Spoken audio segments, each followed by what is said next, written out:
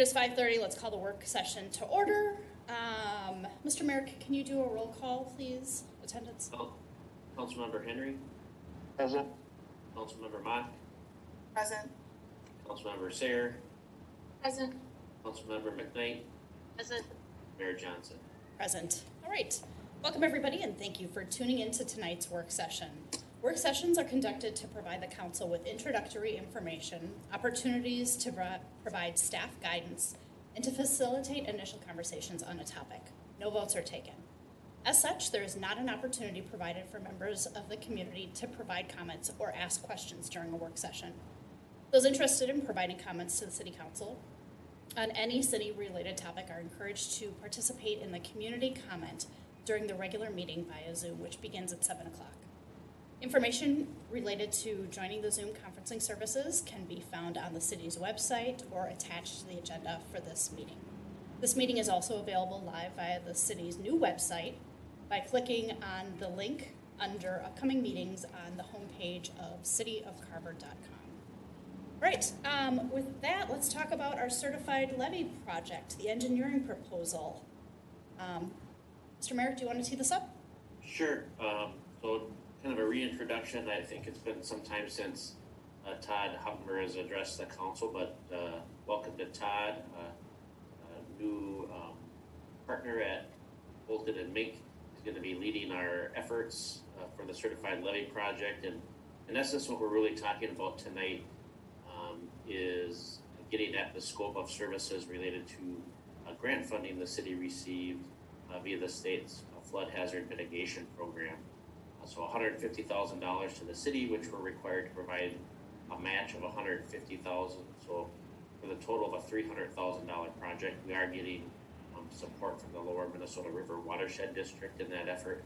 But essentially, a really significant first step in seeing some physical progress on a certified levy project related to all the things that you'll find within that scope of service that Todd will go over tonight. So tonight is really a kind of a Q&A session. Todd will go over the proposal, and then pending any tweaks, we'll bring this back to a future regular meeting for formal adoption by the council. So with that, take it away, Todd. Thank you, Brent. City Administrator, Honorable Mayor, City Council. It's nice to see you all again. You're smaller than the last time I saw you in all these little thick pictures. So, but it's great to be in front of the City of Carver, and it's a very exciting time to see the levy starting to move forward. I'm going to share my screen here. Let's see if this. 2 seconds to get that. There we go. I'm going to share some background information. Part of this will be familiar for several of you, and there are a few new faces on the council since the last time this presentation was given. So we'll walk through this.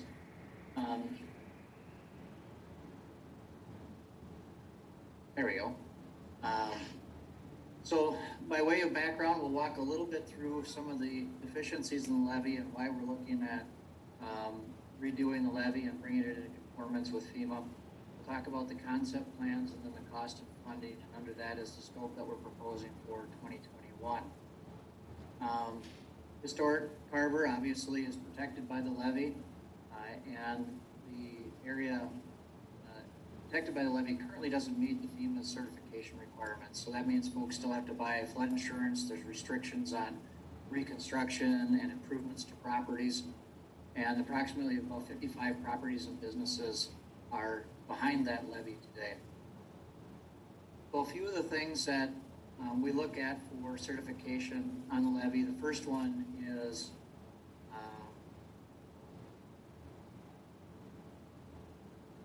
flood stage protection and the 3 feet of base flood elevation or a freeboard. And so really what we're looking at is the design storm or event on the Minnesota River, and then the levee should be 3 feet above that anticipated elevation. And when we look at the levee, there are deficiencies in this freeboard requirement, and those areas are all highlighted yellow in this figure, and it's probably pretty tough to see, but there's several along the northeast corner here, basically from Casey's General Store south to the bridge crossing, the old railroad bridge there, And then there are several areas along Spring Creek, and then to the south, and by the Met Council lift station, back north and towards downtown. So those are some of the deficiencies that need to be corrected. Some of the other areas that we need to be aware of is that to maintain a levee and to make sure that it's operating properly and to mow it and to be able to inspect it, we need to be able to have 15 feet of clear zone from the toe of the levee to the landward side, or the toe of the levee to the water side, to make sure that we have that access. And there's a number of areas in the area shown in purple here where we have some concerns with that 15-foot of clear zone operation. And those purple areas, I'll highlight some of those. And these probably are one of the areas of biggest concern, or where we're going to have to get creative on how we manage the levee in those situations. And are some of the things we'll do in this first phase is to address those concerns and what the options might be to get that 15 feet of protection. Another is steep slopes. We're anticipating the core maximum slope is 2 to 1. That's a little hard to maintain. We'd like to get to 3 to 1 if we can. And with the trail on top, there are some federal trail standards. If we want to be in conformance with those, that we should be at 3 to 1, or a little bit more than 3 to 1, even like 3.1 to 1 to be in assurance with those if we didn't want to have railings or additional width added to the top of the levee. And those areas in orange here are areas where we have steep slopes. There's quite a number of those in the project corridor, but we also have some alternatives for dealing with the setback requirements where there's structures close by it that are going to exceed this slope requirement. I'll show you some options for that. So this is one of the things we're going to do in the first part of the analysis of the levee in 2021 is we're going to get out there, we're going to drill some holes in the levee from the top down, and we're going to try to figure out what kind of materials are currently in the levee. And then we'll have a seepage analysis done where we put the river up at its flood stage and we analyze, in a model, how much water actually seeps through the levee. Levees are not impervious. They're not designed to be impervious. They are designed to let water pass through them. But we pass through that water at a very slow rate. And then on the landward side, we will collect that water and we will put it over the top of the levee then using the lift stations that have recently been constructed. So there is some design in that we call it a tow drain on the landward side that collects that seepage water. And that's something that we'll work closely with the geotechnical engineers, and then we will also work closely with the Army Corps of Engineers actually on reviewing our seepage tow design. And they give us some great insights as we go through that process. So the Corps requires a levee, an easement over the whole levee for maintenance, and I talked about that a little bit earlier. We are currently working with U.S. Fish and Wildlife to secure some of those easements. We're doing a land swap with some city parcels with some U.S. Fish and Wildlife parcels, and that process is underway. We've preliminarily identified 6 typical concept plans. So the first one, we're looking at a typical top of the levee width between 10 and 15 feet. This is one where we have adequate slopes on both sides of the levee. We get 3 to 1 slopes and then that 15-foot clear zone, so we'll make sure that our slopes are adequate to be maintainable and also to support that trail. We do have those areas that I mentioned where there's encroachments in that 15-foot clear zone. One way to resolve those is to place a retaining wall. And here you'll see a 4-foot sheet pile spelled out with a structure here that would give us that 15-foot of clear zone. And then we try to maintain that 3 to 1 or greater slope on the riverside. Another typical cross section is one where this is up towards the railroad tracks where the old bridge used to cross the river. Right there, the levee is in close proximity to the normal flow in the Minnesota River. And so those slopes we anticipate are going to be in that 2 to 1 to 2.5 to 1 range with riprap being the protection. And then we'll try to get to the 3-to-1 on the west segment. And then you can see we've even penciled in here the subsurface drainage or the toe drain. Another typical section is looking at an area where we have, and it would probably be in this segment I'm circling if you can see that, where we do have the riprap in the river today, but we also have buildings in close proximity. So we may also need a steep slope on the riverside, and then we may also need a retaining wall of some sort. And we've spelled out sheet pile here on the landward side to get all of the clearances and tolerances. Next typical cross section is looking at, again, I think we're back at a typical 10 to 15 foot width and a 3-to-1 slope on both sides with grass.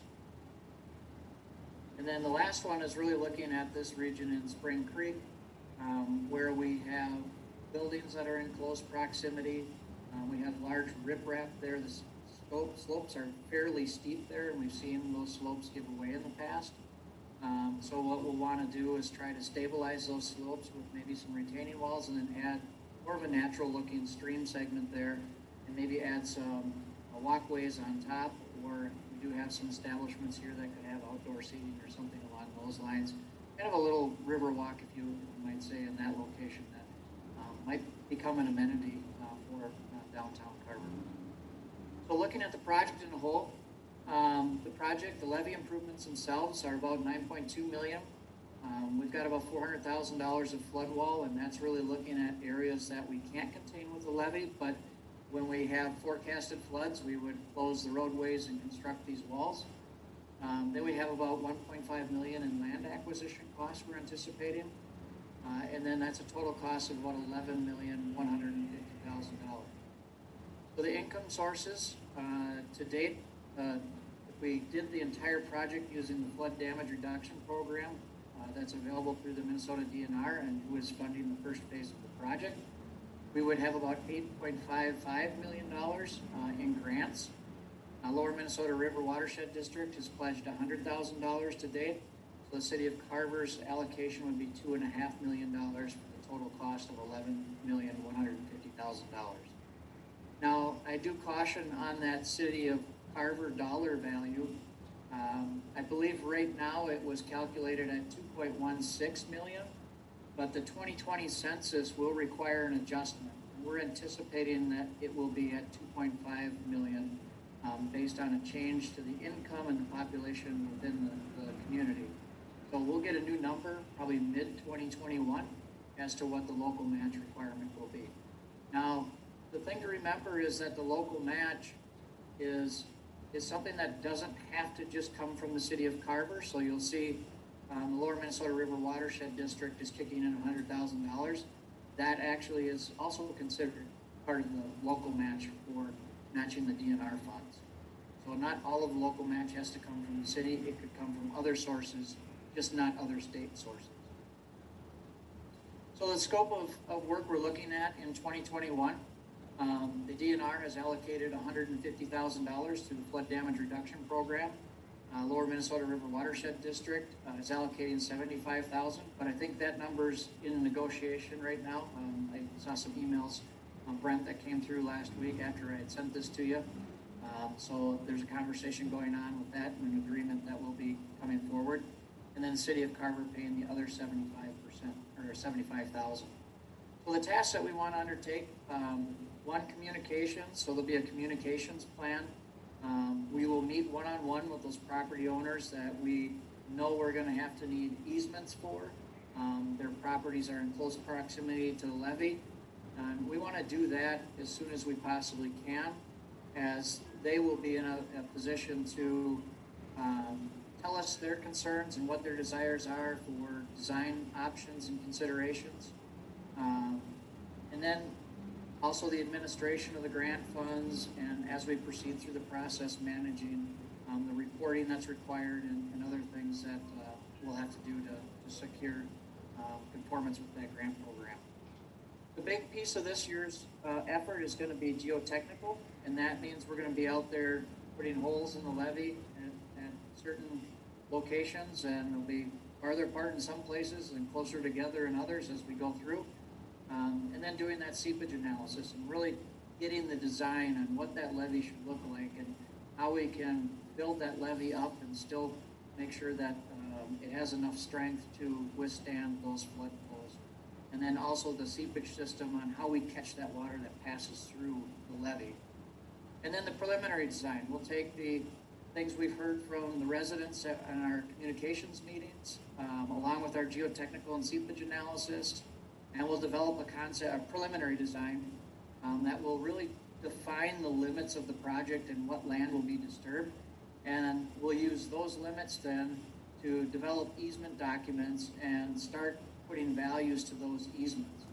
We don't believe there's enough money in this first $300,000 to start the acquisition process, but that would be what we would begin with in 2022 should there be additional money allocated to the city of Carver. That is the critical path, is to acquire those easements so that we have access when construction money comes to the city of Carver. So with that, I think I will entertain any questions. That's a lot of information. Thank you, Todd. Council, any questions? Let's see, Christy, I see you first, so I'm going to put you on the spot if that's okay. Yeah, sure. I'm actually good for right now. So I'll see if anybody else has something that jogs something for me, but otherwise I'm good. Could we stop sharing the screen? There we go. Thanks. Yeah, thanks. Okay, go ahead, Joy. I guess my only question is, do we think that some of those preliminary design tasks will help us refine the project costs? Absolutely. That's one of the other things I didn't mention, and thank you for bringing it up, is our goal by 2021 is also to update the cost for the project so that next year, 2022, is a bonding cycle at the state legislature. So we want to have that updated enough that we have a good number going into our request from the legislature and the DNR for 2022 bonding. Gotcha. Thank you. That was my only question. Thanks, Joy. Lori? Yeah, I have a question about the local contribution as far as, and that sounds exciting as far as partnering with the DNR, as far as the dollar amount that they could likely take on. You mentioned when we get the most recent census update that could change. How does that local contribution go? Is it a percentage? It doesn't seem like it's a flat dollar amount. The way that typically the flood damage reduction program works is it's a 50-50 cost share with the state of Minnesota. So I'll just round this up to a $12 million project. For larger communities, they would have to pay $6 million. But for the city of Carver, that becomes an onerous participation level viewed by the state. And so what they do is they take the average household income within Carver and forget what they multiply it by, but then they come up with an allocation number, and you pay the lower of the 50-50 match or the lower number through that income comparison. Okay. So population and average or the median income. Right. I can send you the exact formula. I just don't have it off my head. Okay. Yeah, so that was my question. And then just as far as feedback, I think the picnic tables, or the option to have a seating area for outdoor dining, whether it be through an establishment or just somebody packing their own picnic, it would be pretty exciting. Right. Thanks, Lori. Glenn? Mm-hmm. My only question was about the land acquisition. Is 1.5 million a pretty solid number? Is that going to be adequate enough? Or is that just a number we're plugging in? That's a placeholder now based on our concept plans and where we think we needed to acquire parcels or easements.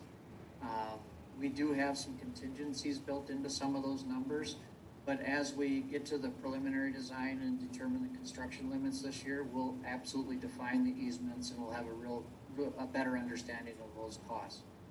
I would say that the acquisition costs are kind of the wild card costs as we go through this, and the DNR is used to that.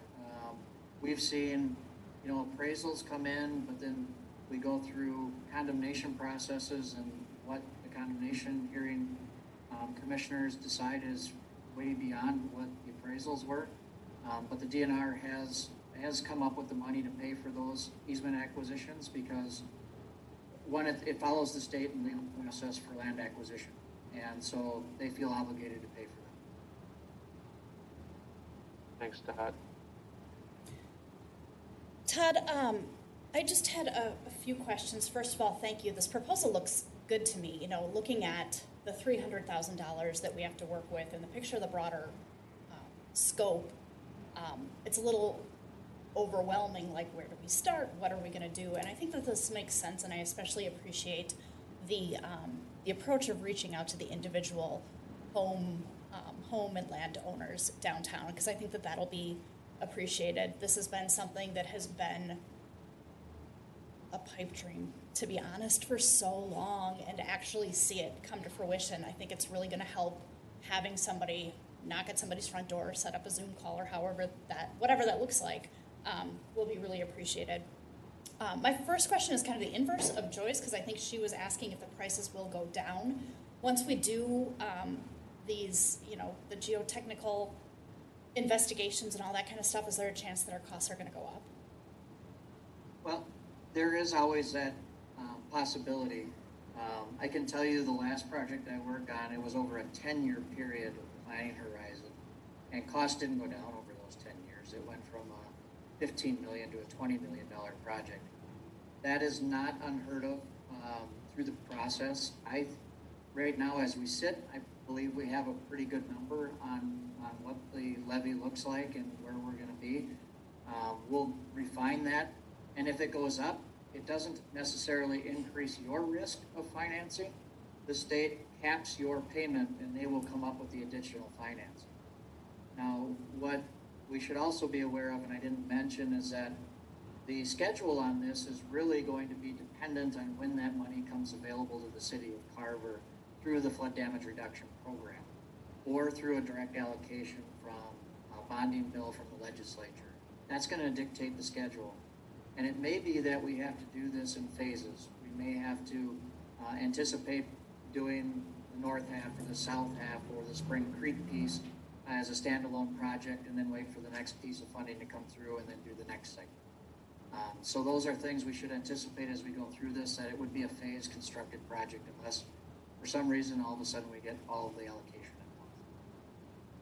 Okay, thank you. And I think, reel me in if I'm wrong, but just for the benefit of council, we've talked about how being on board and having these grants from the DNR, this is a really big step, and this is really good news because, as the folks from the DNR said when we had our kickoff meeting, they don't like to see projects go unfinished. So our chances of receiving funding and continuing to see funding from the DNR until this project is done is really, really high. That said, I think there's a component of we need to be able to move, and we need to be able to be good partners when we receive this money and can't bulk, which is kind of why we ended up getting the money in this funding cycle. I also think it's worthy to note that while we've got a pretty good thing, the DNR, from my perspective, I'm not putting all my eggs in that basket, and I continue to reach out to Senator Coleman, Representative Nash, trying to see if there's even the slightest chance that we can get money from this year's rumored smaller bonding bill, putting our hands out and making sure that the folks in St. Paul know that we are ready and willing to move forward with this project, and that we've got a really good project on our hands in need of some funding. So I think that's it for all of my questions. Any other questions or concerns from council? All right. Todd, I have one after, if you guys are done. Go ahead, Dan. Yeah, this one is just an open question that, quite honestly, work session format. It's just one I was thinking about, Todd. Based on the local share, we've dealt with local shares on any number of projects here, federal and state. Do you know at what point you can start to capture your local match in local efforts? For example, let's say there's right-of-way acquisition that were to happen next year before grant funding becomes solidified. Will that go towards a future local match? are there any elements that would actually be captured before the grant funding is solidified, that you can say this is your local match carried forward? That's a great question, Dan. The, so I don't want to give you a history lesson, but up until about 3 years ago, we probably could have even used your lift station stuff from a few years back and use those as local matches. But they changed their whole accounting practice inside of the Office of Management and Budget. So we have to have our agreement in place with MMB in the state of Minnesota before we can spend anything eligible. But once that grant has been issued and that has been executed, and we'll make sure that there's language in there that says that if we spend beyond, let's say we did 600,000 this year instead of 300,000, that 300,000 would be eligible toward our match. Even though the state hasn't allocated their matching funds, we'll make sure that the language says that if we spend that, their matching funds will come in the future. It will also state, though, that if those funds never come, the city of Carver is responsible. So as we walk through that agreement, that will be something we want to spell out. Sure, I think that's not a bad answer to me. That there's certainly some key elements of that to take note on. Is some of these things might be opportunity-based efforts, that if somebody's doing some development near their property and an easement should be acquired now versus later. I guess that's a discussion with Todd as to whether or not that can ultimately be done now and go towards a future match. A lot of this stuff ends up being opportunity-based. It does, and that's a great question. Thanks for bringing it up there. Yeah. Thank you. All right, Todd, did you get what you need from us this evening? Brent, is there anything that we need to? Okay. All right, if there are no other questions, then we can move on. Thank you, Todd, appreciate it. Thank you very much. Have a nice evening. You too. All right, item number 3, the 6th Street West Improvement Project Concept Plan Review. Mr. Lannis, have at it. All right. Well, may not be as exciting as what Todd went through, but I Should have will, put him first. Should have put you first on the agenda. I'm going to grind through it anyway. So it's one you've heard before here, and some key opportunities here for funding 6th Street. So let's see here. I'm going to get this thing going. Where's my? Oh, it's over here.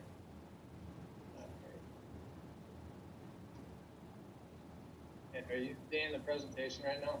Yes. Yes. All right. Well, we will dive through this topic here. Just starting with the concept plan and scope review for 6th Street, cost and funding review of the project with some of the new opportunities available to us with the local road improvement project or program. So just a brief refresher here, the 6th Street, obviously we had some pavement rehabilitation due. There's some drainage improvements we've been talking about for quite some time, and pedestrian bicycle improvements are definitely necessary on this corridor. So we had planned for some pavement rehabilitation through this area, some minimal pavement rehabilitation because funding was limited. At this point here, what we're going to be talking about is what we would do if we pursued LRIP and what this project would actually look like. So this is going to be a more formal request to proceed with the LRIP. The idea that the next council meeting would be the application approval to submit. So this is a time to ask questions and kind of think through what we would be actually putting in here, and offer you an opportunity to comment on anything you'd like to see differently. So this would be the limits of the LRIP application. This ties into the county project. Basically the limits of the roundabout construction that ties down onto 6th Street. It would take it from that point all the way to Broadway. So this would all be reclaimed and effectively a effectively a. Hey, Dan, I don't think your slides are progressing. If you're speaking to anything beyond the kind of the first page, I'm not sure that it's following along. Yeah, I am. Okay. All right, so your screen sharing is paused. Why is that paused? All right. How's this? You're looking at a layout of 6? No, not quite, but there could be a little bit of a lag. We're somehow seeing like a drop-down menu of the slideshow. Okay. I'll tell you what, I'm going to stop and start over. Okay. I won't say everything I said already here, but I'm going to start again with the share, because that's not what's supposed to be happening here. Okay. So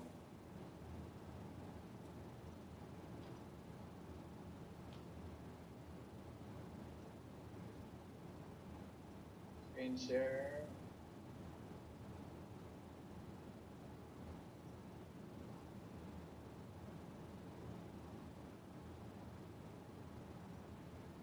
Okay. Are you seeing first page? Yes. LRP concept? Yep. Okay. There we go. Now it's going through. All right. So this is where I was at here. So I think you've heard the rest before. We're ultimately talking about this section of Dick Street. Tie down of the county project, Broadway, reclaimed between the existing curb lines with repairing the sidewalk or trail section. Actually, as everybody's familiar with it, but we're going to start referring to it as a sidewalk, and I'll explain why in a second. But the walkway all the way along this corridor.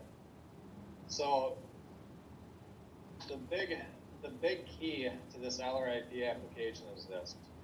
So you're familiar with 32-foot wide roadway, no striping, trail on the backside here.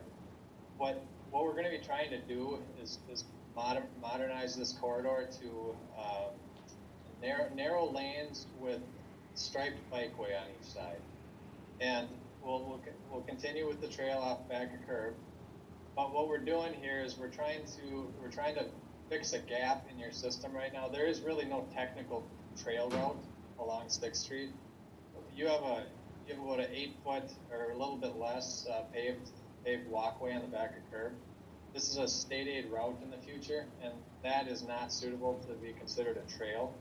So the minimum for a trail is going to be 8 feet, 2 foot on either side for clear zone. You ultimately need 12 feet.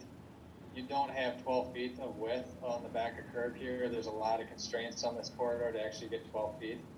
So what we're trying to do is we'll say fit the solution into your existing space such that you can get bike mobility through this corridor, and we're trying to improve that walk off the back of curb.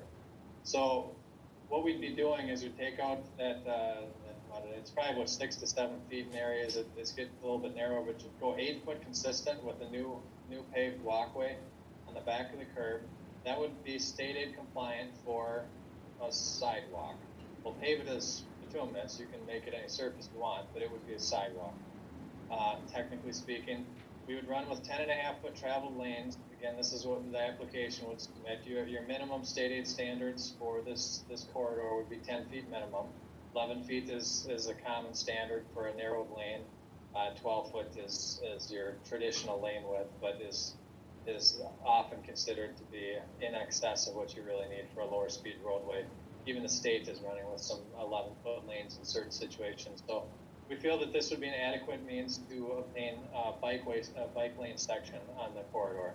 You'd have two 10.5-foot traveled lanes with stripes and a bike lane at 5.5 feet on either side of the roadway. This would require no parking of the entire stretch of 6th Street. And then we'd have a new 8-foot paved walkway. So this would accommodate the bike movements along on 6th and an improved walkway that may also be used for biking. But again, for the purposes of state review, this would be considered walk, 2 bike lanes, and 2 10.5-foot travel lanes. The pavement repair would be done with a full depth reclamation. Minor curb and gutter spot repairs where it's failing, we'd repair those areas, but it would not be taking out all the curb and gutter along the entire length of the corridor and replacing it and chasing after storm sewer. So there's a lot of money chasing after all that storm sewer. So we would do spot repairs on curb. If there's failure points, major cracks, or if there's an area of storm sewer that we have to replace for drainage, we chase that as needed. But all the pavement would be reclaimed and repaved, which you're familiar with from your recent reclamation project. So this is some of the photos that the LRP program is going to be seeing as far as the needs. You certainly have some drainage issues down this corridor. We've had some damages that have been caused as a result of flooding, and we've got some icing in the winter conditions that all of which are additional grounds for why this is a key corridor to repair that we'll be highlighting for the LRIP folks. So the pedestrian crossing at Lylewood Parkway is going to be key to this application. Bicycle lanes in both directions is what we've talked about, and then replacing the existing 6 to 7 foot variable width trail with the new 8 foot walk would be the improvements. 6th Street Lylewood would be what we call a bump out. It's effectively bumping out the curb to narrow the typical section in this area. What we're trying to do is create kind of a visual cue to the driver that something's different here, to get them to hone in on what's going on there, to make them look more carefully at what would be a very key ped crossing in this corridor. We call this a mid-block crossing. It's uncontrolled crossing. There's no stop sign here, so vehicles coming down 6th Street don't have to stop unless there's somebody waiting there to cross. So it's very key that we start to identify these crossings that are not controlled, that don't force drivers to stop, to look for peds at this point. And so the purpose of this is to actually get them to slow down, start to notice the changes at this location, and give the pets a shorter crossing to get across the road. So it does both. It helps the ped and bicyclists, and it helps the driver recognize that they should be looking for them. And so we like to stop. Yep, go ahead. Dan, I have a question. So if the blue is the bike lane, correct? Yes. Okay, so then when we have that bump out there, it runs right into the bike lane. So I don't understand where the bike's supposed to go then. Is that something typical you would do? Because it seems a little bit odd to have a bike lane and then have it kind of cut off, I guess. And then force them into traffic to get ahead. Yeah. Yeah, that's not, what's happening here is this dives into the actual trail here, and so this is actually a ramp. It's the same thing that you'd see as a bike lane approaches a roundabout on the shoulder. They're going to offer the bicyclists an opportunity to leave the traveled lane and head up onto the trail system. So if you're biking, let's say, which way would you be biking? You'd be biking this way. So if you're coming this way, you're going to have an opportunity to either check your traveled lane and decide to bike on through here, or you would have a little ramp here where they'd slip up onto the trail and come across up here, and then slip back onto the bike lane through a ramp.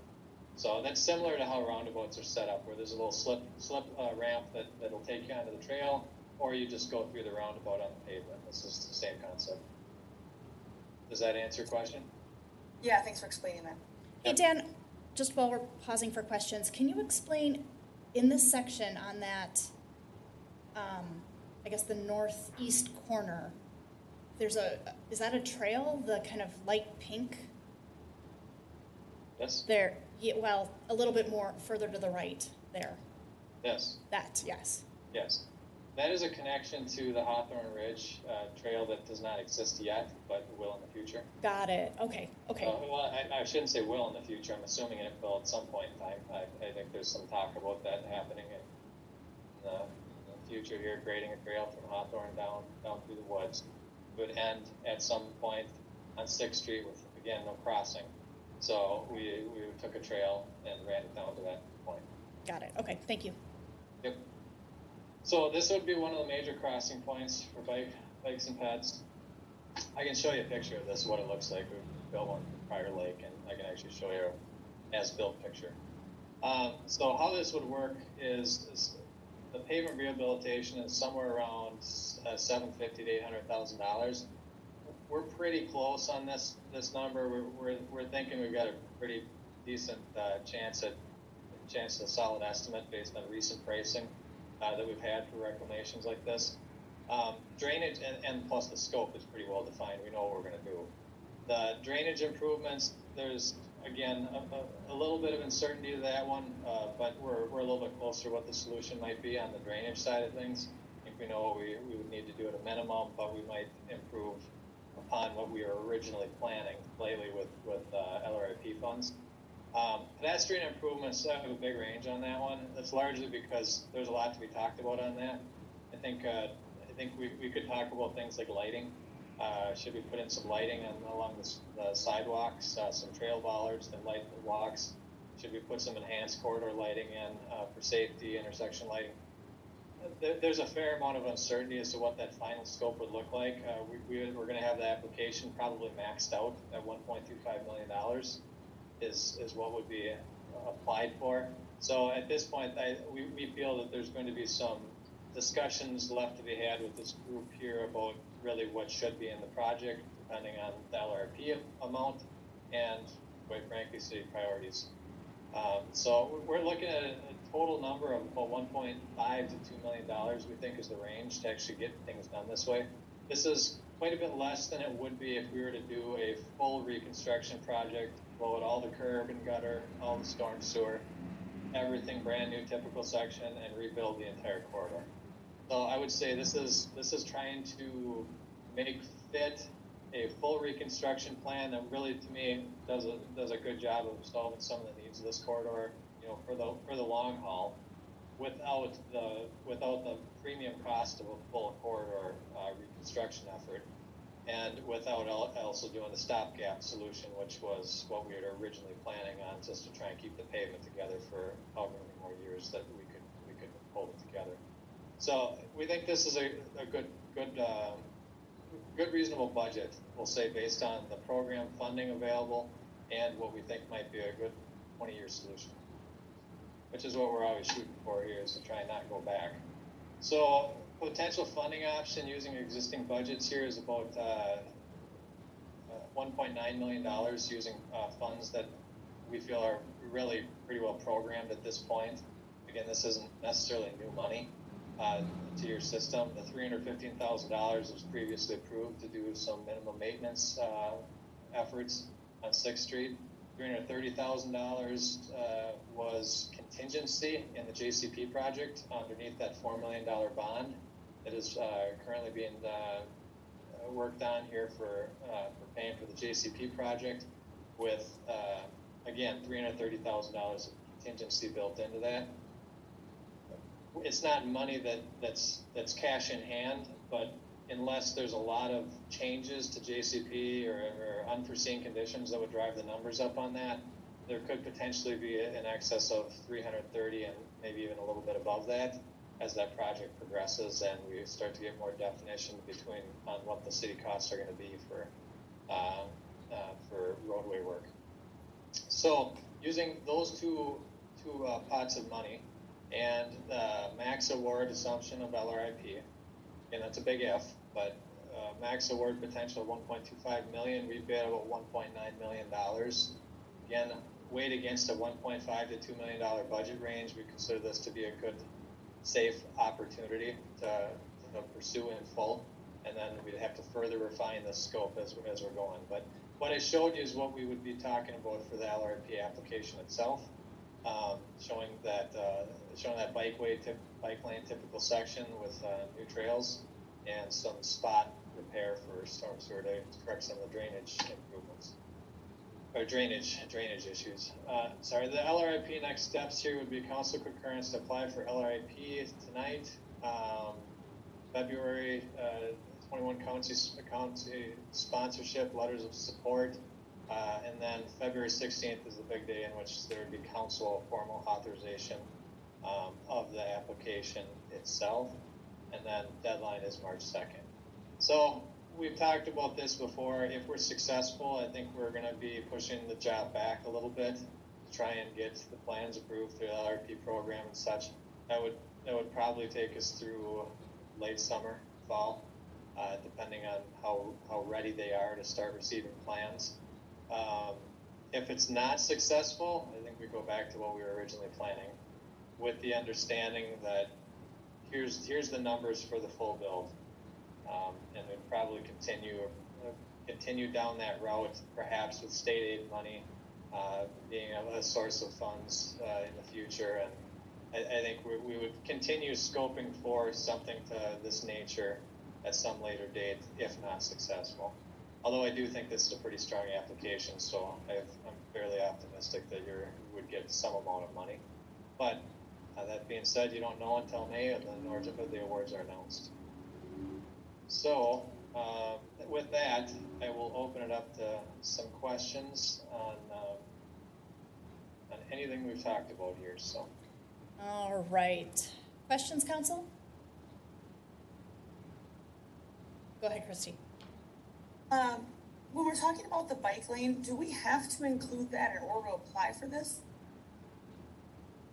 No, you don't have to, but what it does is it checks one of the boxes that are significant to the applications, is that you're filling a gap in a system. So right now you've got a gap in your system for a true bikeway right through the center of your city, and so it's a significant box in their view that they're trying to solve major problems, and so we try and note that this is a big problem, that there's no good bike route from your JCP main corridor, main trail system in the area down to your downtown. So I'll just say it adds value to what they look at. That's what I'll say.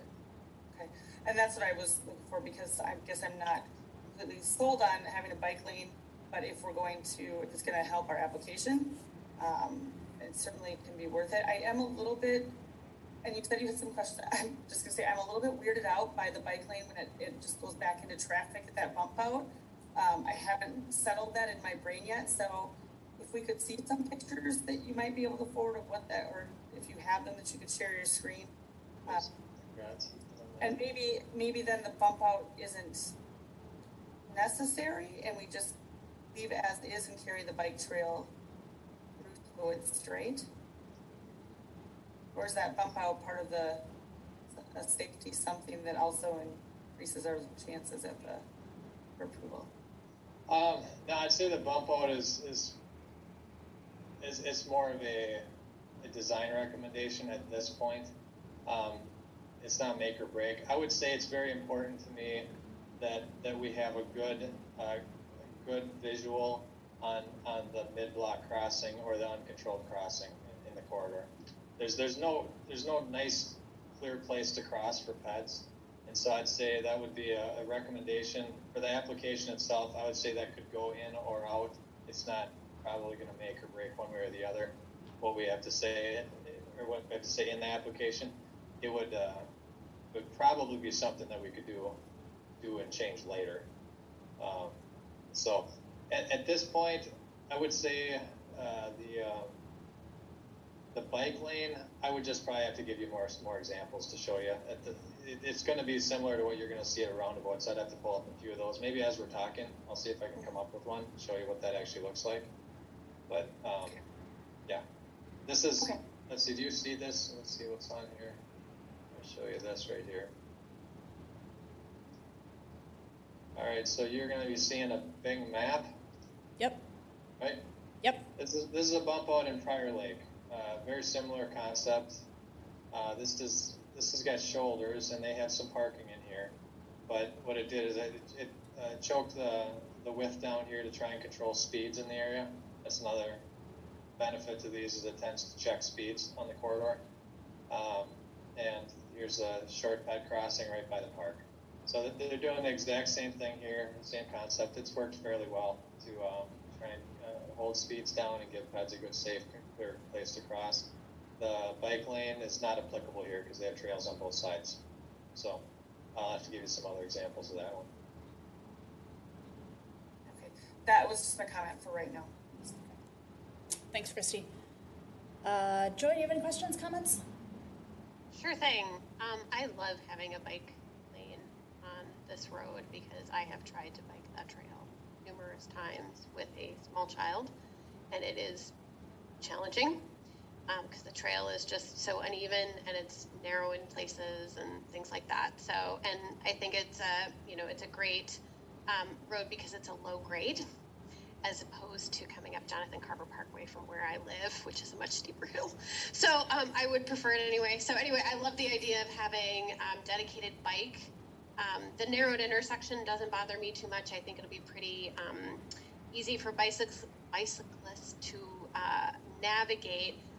I guess, from my perspective, if I'm biking along there and I come to that intersection, I would rather be in the pedestrian crossing with my bike, just because that's where cars are going to look, not necessarily on the bike lane. So I think that's okay. A question, do we allow any parking today along 6th Street at all? That's a very good question. With this effort, is going to be a no parking requirement on the corridor. You definitely can't get it on both sides just by state aid standards if you're to ever use money on this corridor. It is possible on one side only. I believe there's just 1 or 2 residents that use parking on one side, but it's not very prevalent. Okay. And then with the speed change, is it 30 throughout the whole length speed limit? Yes. Yeah. The design in itself is going to tend to drive speeds down. The 32 feet, 2 16-foot lanes. That's a pretty open environment, which drivers will tend to take advantage of if they feel comfortable. So this is going to tend to drive it down, but it won't necessarily change any statutory speed limits on the corridor. So statutory is going to be based on a number of factors here. At this level, this is probably, I shudder to say what it would be if we were to actually look at this technically speaking, because there's no access points for a certain distance. And so I would say right now, just thinking about the general effect is it's going to drive at about a 30-35 for your average driver. And that's Okay, so same as today, nothing changes from that aspect. Yes, it certainly wouldn't want to go below that. Yeah. Okay. Sure. And then final question, with the pavement rehabilitation, what do we think the lifespan is then of the street? Well, with the new reclaim here, you're getting a brand new pavement section, so you're going to put that right up into the category of what over a 20 plus year life cycle. Okay. We certainly wouldn't go that route if we didn't feel the subgrade was suitable to handle it. But with the reclaim, you're talking a brand new pavement section. So. Okay, thank you. That's all I had. All right. Hey, Dan, would you mind sharing your screen so I can see everybody? And while he's doing that, Lori, do you have any? Oh, go ahead, Lori. Now that I can see you. Yeah, I do. I agree with Councilmember McKnight, except for on one thing. I don't consider 6th Street low grade.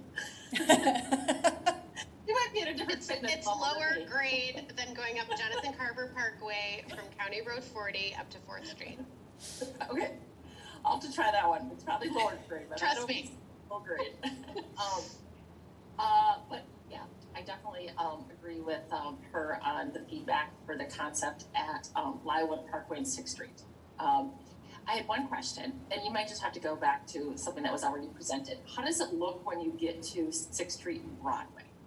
So when a bicyclist either wants to come up the hill or comes down, I know there's trails, but is there a continuation of the bike trail?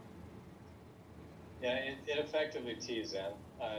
Okay. I'd love to curve that road around and have 6th Street curve right into Broadway. There's a house right on the corner, and it just doesn't fit. And so the impacts would probably get to the point of a total acquisition as far as that home in order to actually make that work. So we would probably maintain the T effect where you've got 6 teeing into Broadway and do the best we can with an pedestrian crosswalk just for a little bit more of a controlled intersection? 'Cause I'm thinking like it'd be a nice transition to get up to the hill, which is very high grade. I don't know, is that what do you call the opposite of low grade? Very steep hill. Impossible, It's impossible like- grade. Just run with speed.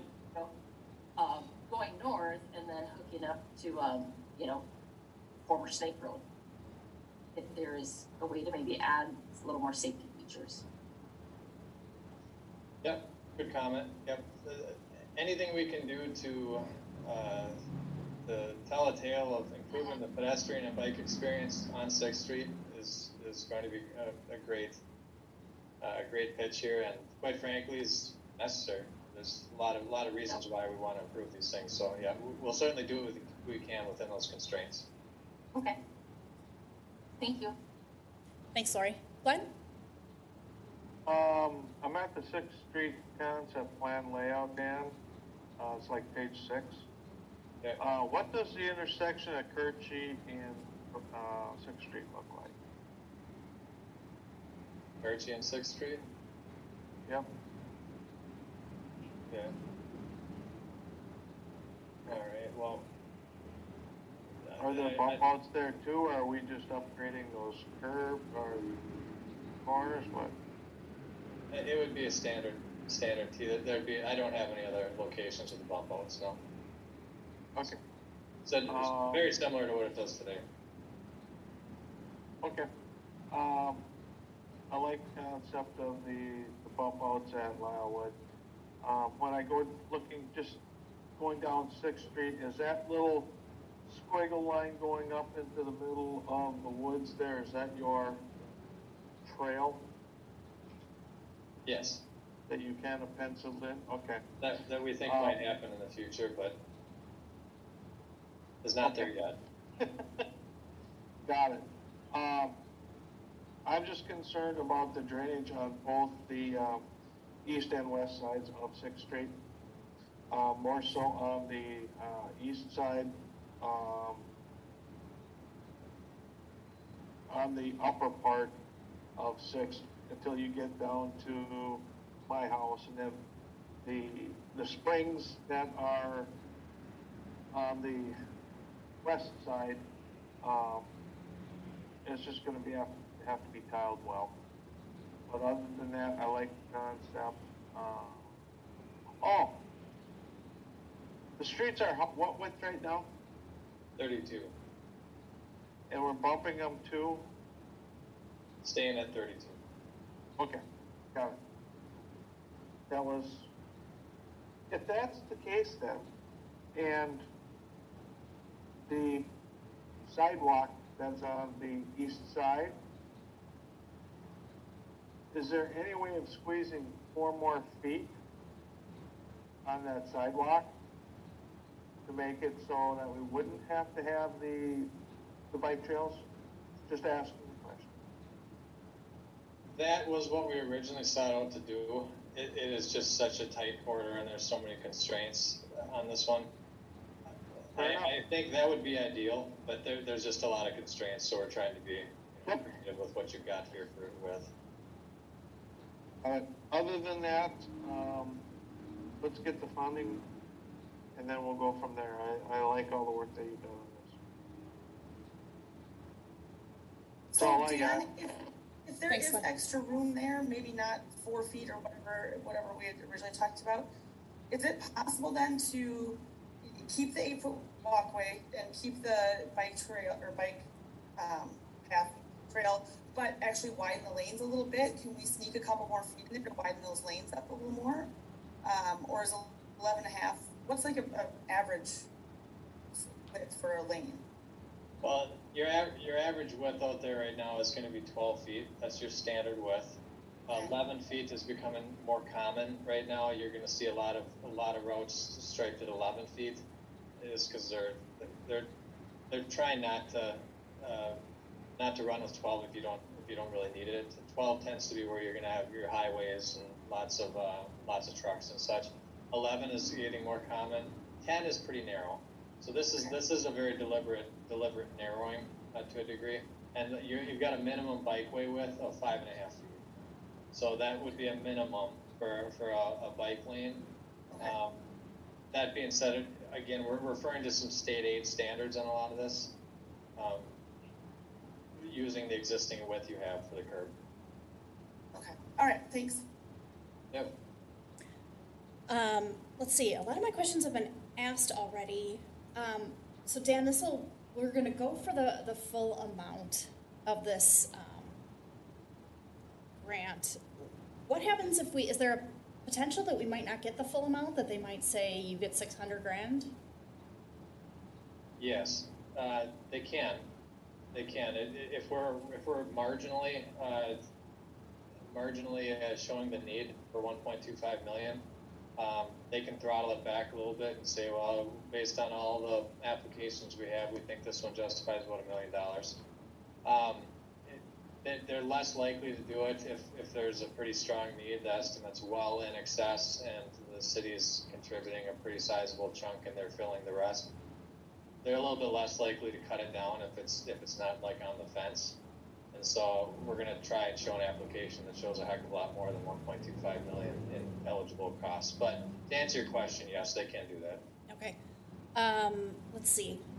I'm a little bit nervous about using the JCP contingency as part of our kind of funding plan for this. Is $330,000 is not the entire amount of the contingency for that project, is it?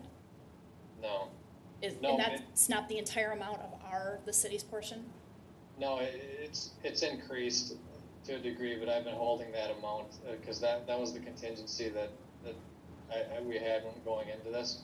We've got a little bit more contingency as some different pricing has come in, and I would say at this point it's a call I'd say we'd want to make in May and revisit that. But I'll have to constantly update you on the contingency, to be honest with you, because you're right. I don't like to spend contingency for other efforts. This is a unique situation in which by the time the LRIP project actually would probably get authorized, we might actually know if we need that money or not. And we're just going to have to go hand in hand on planning versus the availability of that and take that into account. Okay, so the timeline would work where it isn't such a gamble of if the contingency money gets used on the JCP project or if we use it or designate it for this. Yeah, I would say that's a fair statement. In May we're going to have a little bit more certainty. In July we'll have a lot more certainty as to how much of that's going to be used. I'd say by August we're going to be quite clear as to whether or not anything notable happened in construction that would drive the numbers up. And that would be probably in advance of any council authorization of advertising for 6th Street. And so at that point, you'd know whether or not that money was available. And for that matter, we'd probably have some updates on funding plans and scenarios and better costs on 6th Street itself. Okay, that makes me a little bit more comfortable with it. If worst case scenario, we don't have any contingency and this ends up,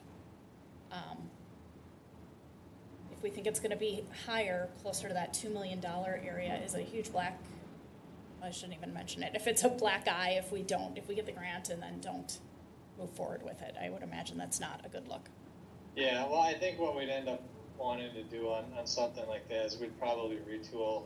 We're going to try and be flexible on this as far as how we write this, but we'd probably retool it and say, all right, our scope is not going to be $1.8 million with all these pet improvements and some of the enhancements that we think are necessary. We'd probably have to get it down to, we got to redo the pavement, we got to redo the storm sewer, we got to meet the intent of the grant. And instead of a $1.8 million effort, we didn't have money from JCP, and we have to try and budget for a $1.4 million effort. Those are the types of things that, honestly, it's not my ideal way to go about things, but I would probably have to try and manage some of the costs and what can or cannot fit in the budget and the money that you would be willing to put towards this. Okay, got it. Those are my only questions and concerns. I do agree with Lori that I recognize that as having quite an incline. I'm normally huffing and puffing by the time I get to Glenn's house. So, any other questions, Council? Okay, Dan, do you need anything from us as far as direction to move forward with this? Oh, go ahead, Brent. If I I could just get some feedback on the council as it relates to communication. As you can tell from the conversation, we don't have a fully baked project yet. We'd be applying for grant funds. So my inclination would be to wait until we secured whatever scope of project we have via grant or not. And then once plans and specs are kind of in the process of being assembled, that's when we would engage people that live along the corridor once the plan is kind of more half-baked, I guess, if that's probably the wrong term to use. But I'm a little, and I don't have a sense of if people would have big concerns with what Dan presented today or not. So maybe Dan can shed some light on when, in your experience, neighborhoods are engaged in this, because you also don't want to go so far down a path, if you will, and find out that it's not supported. So I'm just trying to find that sweet spot for when the public should be engaged fully in this. Well, my recommendation is going to be somewhat tied to how I think the project would be received. I think the only thing that is kind of we'll say a notable topic on this that might get some major comments here is no parking. I mean, that's clearly something that would be a topic of conversation. I think the rest of this gets down to new pavement and redoing some existing trails. I have a hard time seeing a lot of kickback on making aging infrastructure new again. So I think that the controversial side of this is probably just that no parking topic.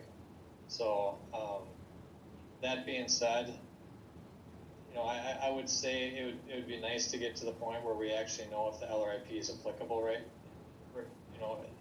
To the discussion, which would be May. And if we actually are going down that path, we have funding. We could make those bike lane shoulders, but that being said, I think we have some flexibility in the messaging, but it'd be hard to pass up the LRIP regardless of public comment right now. With Go the ahead. council, go ahead. I was going to say, go ahead, Glenn. I don't mind the no parking because there's only 2 residences that do any type of parking on the street that I know of. So that's really a non-issue. It'd be more of, can we have parking there for steamboat days? Question. I'm gonna assume, Glenn, that since Steamboat Days takes over many different areas of town, that we're gonna be able to run I was thinking the parade. Are you talking about just during the event for participants? Just parking Friday, Saturday, and there's always parking on 6th Street. That's just where people park. They'll park all the way up 6th Street. Okay. Oh yeah, I suppose that's right. That's it. But we as a city, that's when we open up and we allow sport utilities or golf carts. We also make a special provision regarding parking on 6th Street for only steamboat days? So we would just a question. We would just coordinate and cover signs if we felt it was applicable and temporarily close the bike lane on those days. I'm not saying anything that no one hasn't noticed, but even when someone parks there, on my way to City Hall this evening, if someone parks, it's uncomfortable to go around them and meet a car. So it's not a great street for parking at 32 feet, regardless of if there's a bike lane or not. It doesn't seem to fit the makeup of the road. Got it. I guess if the council is comfortable, my inclination would be to, advertise it, or not advertise, but get out there that we're applying for this grant, have a project page, but wait for what I'd call the direct mailing until we have a process in May. And, yes, much of it is a pavement reconstruction, which we don't typically give advance warning on council action. This is a little bit more than that. I think we found that we're better off to make a contact before than trying to respond afterward. Yeah, I'm comfortable with that, Brent. I think it makes a lot of sense. We don't have a project if we don't have a grant here, you know, and what we do have as far as a project is it included in the JCP? Probably not project page, right? It's just a separate standalone. I'm comfortable with waiting until we know how lucky we've been with the grant or not, because there's no project with a grant without a grant. Go ahead, Lori. Correct. Yeah, thank you, Mayor Johnson. I have a question, and this might be something for Mrs. Aaron Smith to look into. Wait, can we just, Lori, I'm sorry, can we just focus on the communication aspect of it that I think Brent was looking to get direction on Yes. real quick, and then I'll come back to you. So while we're talking communication, does anybody else have any strong feelings as to how we move forward with this? Okay. So Brent, I think we're comfortable with your plan of, okay. Okay, go ahead, Lori, thank you for your patience. Yep. Thinking more about the parking. It's my understanding that somebody can have a driveway up to like 3 garage widths wide. Could we possibly allow anyone that's in that part of 6th Street that does use street parking to widen their driveway and have kind of that ramp, you know, not have a traditional curb, so that it's just kind of a compromise. And I have no idea if anyone would even take us up on it, but could we kind of loosen those rules so that if somebody wanted to allow more parking on their property, that they could have a wider driveway? Lori, I kind of like that idea.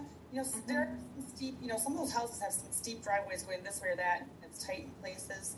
And, you know, like you said, maybe some people wouldn't even bother to take you up on that, but Right. I'm not sure how wide they can actually have it now. That would be something you have to exactly. But there's something. But I know from the street improvement project, there was some homes that had an additional reason for entry, like either they owned a double lot or they had a shed kind of on a different side of the yard, you know.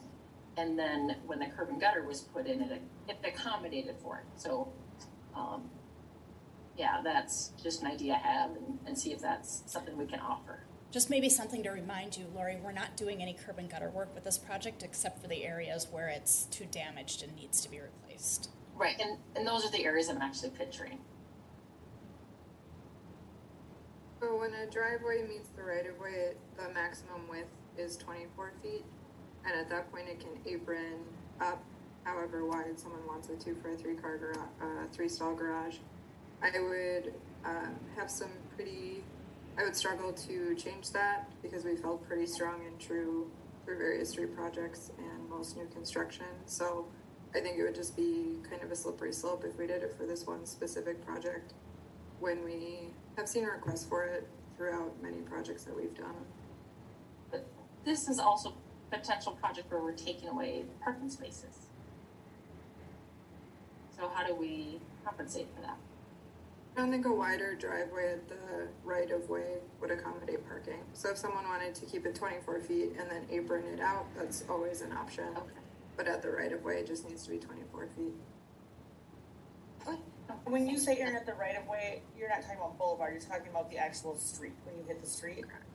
Yep, the curb cut. Okay. All right. Any other questions? All right. Dan, do you have what you need from us? Yep, we will see you again in February on this same topic, and this will be the application, so yes. Okay. All right. Thank you, Dan. Let's see. Moving on. Aaron, I am sorry we have gotten to a point where we have only about 10 minutes left of the meeting and hopefully allowing for an ample break. Does that give you enough time? Do you want to hold off until the regular meeting agenda? Give me like 90 seconds. Oh, I love a challenge. All right, Farmers Market update, Aaron Smith, and go.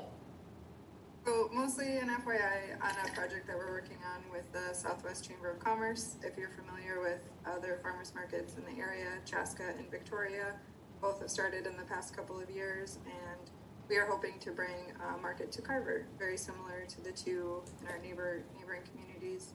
The Chamber runs both of those markets. They do most of the work, which is super great for us. We help with some coordination day of, and then provide some help with things like social media marketing. So wanted to give council FYI. Right now we're targeting Tuesday evenings from 3 until 6 p.m.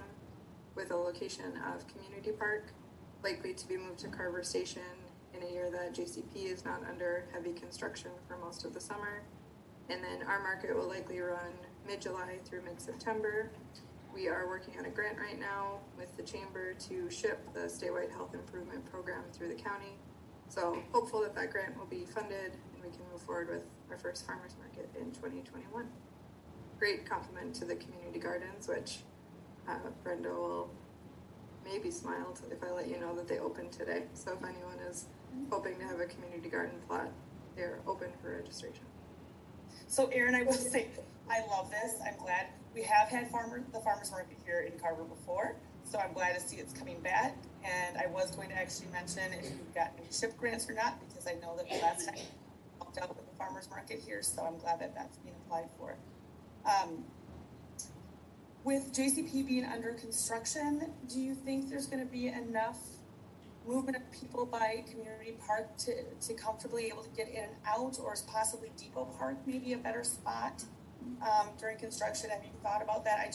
I'm a little concerned with that road being so dug up and, at times, taken, closed on this section or that section, that people might have a hard time, getting into Community Park from there and aren't going to make the loop around town to come back. So yeah, Depot Park is a really good idea. I'll share that with Kelly at the chamber.